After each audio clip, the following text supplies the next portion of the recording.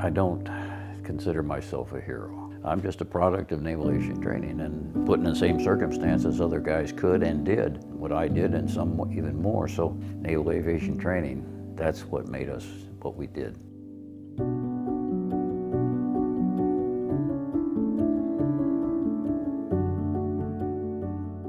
My name's Captain Jack Ensch, U.S. Navy retired. I was the NTC commander from June of '93 to June of '95 when I retired from the Navy after 30-some years.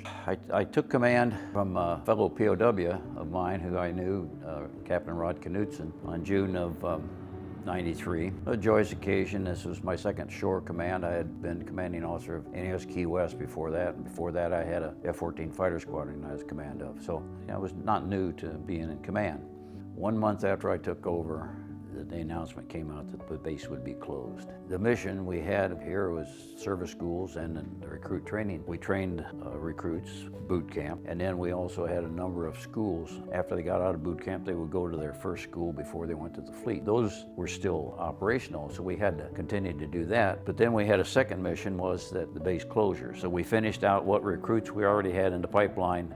And then from then on, all the recruits went to Great Lakes near Chicago. So we had the mission then of not only continuing the service schools after the recruits left, but also we had to start shutting down the station. It's kind of a heartbreak in a way to learn that you're going to be closing down the base. Also, one of the things that we were concerned with about, because there were a lot of civilians that worked here too. When the base closed, they're going to be out. So another thing that was on my plate was to make sure that we got them placed elsewhere in other jobs that would be opening up in the civil service. If they wanted to, they could transfer someplace else. So, you know, we wanted to make sure that people weren't just thrown out on the street without a job. So it was a pretty hectic time. We were going in on a mission, taken under fire by a number of surface-to-air batteries. We managed to outmaneuver several of the missiles coming at us, but one that we didn't see went off right over the cockpit. Next thing I know, I'm sitting there, pilot in the front and me in the back.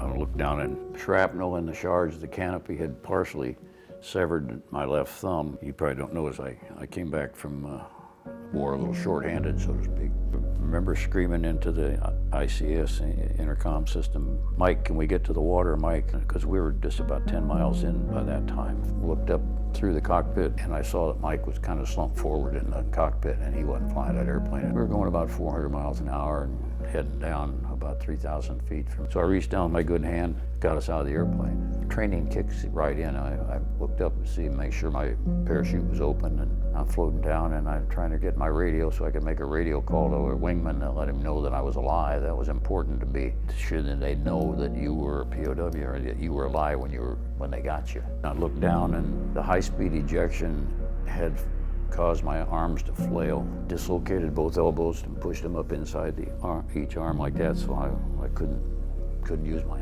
arms and hands. And then I realized I heard some funny sounds going by me, and they were shooting at me from the ground. And bullets were coming up and hitting the silk of the chute.